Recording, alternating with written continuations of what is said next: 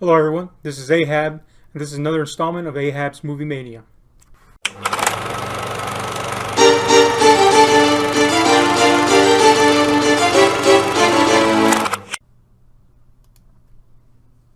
In the mid-80s, the advent of yet another permutation of the multifaceted heavy metal genre rose from the still burning embers of death metal and thrash.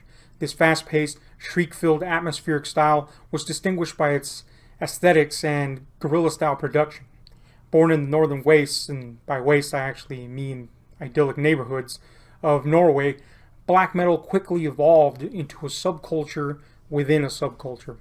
One that even those with the most extreme tastes could talk about with the utmost apprehension. Oft associated with Satanism and other morose subjects, the scene became part of history when some of its founding fathers engaged in jaw-dropping criminal acts that shook the world forever and altered the metal landscape permanently. Though my interests in music are wide and varied, I have always been, and I suppose I will always be, a born and bred metalhead. It's where I feel most at home, musically speaking. Though never particularly an avid fan of black metal itself, I have long kept up with the scene as a whole out of sheer interest in what may become of it. What happened all those years ago still resonates as one of the most intriguing moments in the annals of metal history. Today, we visit Until Light Takes Us, an incisive venture into the world of black metal. Until the Light Takes Us is a documentary that I've been longing to see for a good while. It was released back in 2009, but as luck would have it, life made sure to tear down the door with an axe, and it was until recently that I got a chance to see it. For those of you that haven't heard about it, and come on, let's face it, how many of us keep up to date on the latest in documentaries, the film takes a retrospective glance at the roots and evolution of the controversial black metal scene. Fair warning, going in cold into the movie might leave the casual viewer a bit confused. It helps tremendously to have some form of foreknowledge of the events that transpired, or just the scene in general. I'm not saying be a scholar, but reading an article or two can amplify its effects. A casual viewer might find it hard to get immediately hooked into the film's deliberate pace, which I assure you is well worth the wait. The film actually best serves as an unofficial companion piece to what is considered to be one of the perennial tomes on the subject.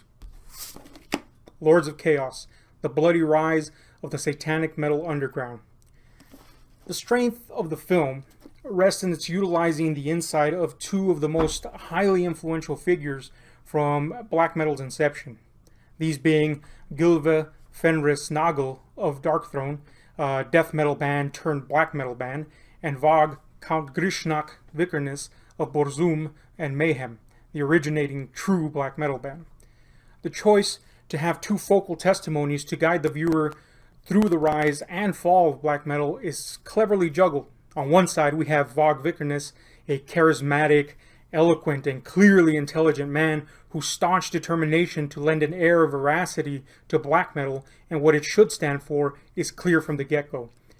We like him. He's affable and confident, and yet there he is, stuck in a prison cell.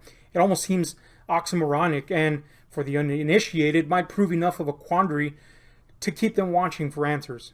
I found Vag's thinly veiled and palpable disdain for someone like Gylve Nagel through his admirable air of civility to be most intriguing and a sign of things I knew were going to inevitably show up. Gylve, on the other hand, who dwells on the other end of the spectrum, is a free man and an active staple of not only black metal, but other progressive forms of the genre. He has grown and changed with the times, for better or for worse as he sees it.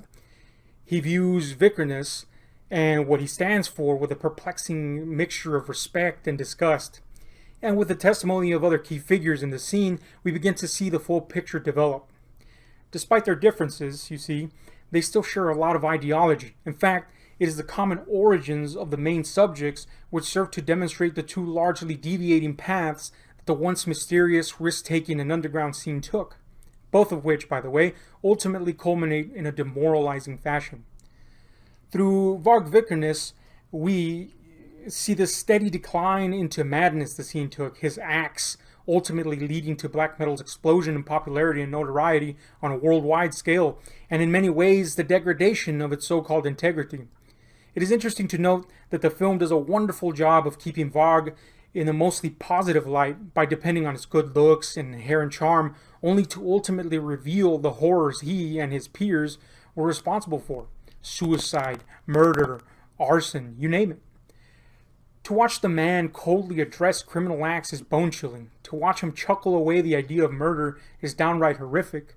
Varg's oft-publicized nationalistic, racist, and fascistic tendencies are mostly kept in the shadows, mentioned only in vague allusions by Gilva and the others. This proves to be a refreshing approach, as both main subjects clearly find common ground in the idea of a lost national identity. Perhaps one of the true fueling forces behind the black metal movement. Surely more powerful than the idea of Satanism, anyway, and one that the film briefly touches on.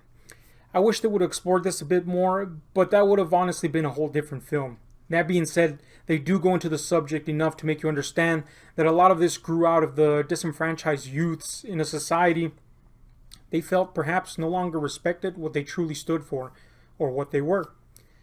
And how the severity of such beliefs can take people to different places. Through the simultaneous narrative of Gilva Nagel, we see the tattered remains of a movement. He laments that the rebellious stance of his art has devolved from meaningful to mainstream, largely and ironically due to the very actions that set them apart from everyone else in the first place. Gilva, in fact, turns out to be downright pedestrian, and as he wanders through the ghostly memories of black metal's past, we see that what was once taboo is now seen as commonplace, or worse, transcendent by a contingent of people seemingly fascinated by its morbid overtones.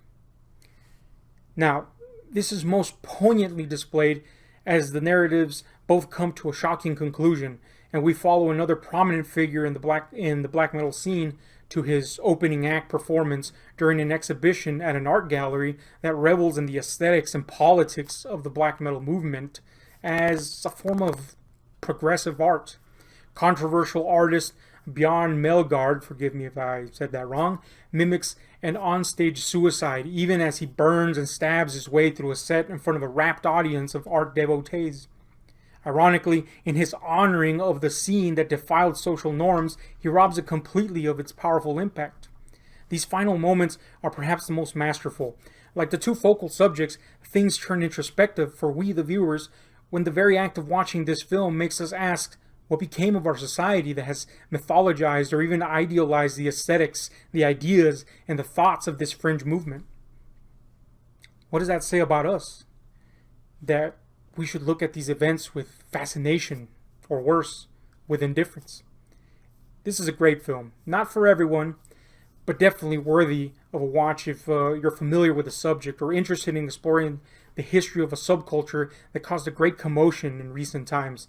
Fans of metal, black or not, give it a watch for sure, as it's essential. Everybody else, you might be in for a treat. Now, as an added bonus this week, or I should say for this installment, I'm going to give you a book recommendation for the very few readers out there that remain. Of course, it goes without saying that this is one of them. But on a totally unrelated note, Shadow of the Wind. I've never read anything like it. It's awesome. A throwback to Gothic style with just these very unique twists and turns. It's impossible not to get sucked into this. So give that a read if you're interested in something unique. Shadow of the Wind, author Carlos Ruiz Zafón. Check him out. Thank you. Signing out.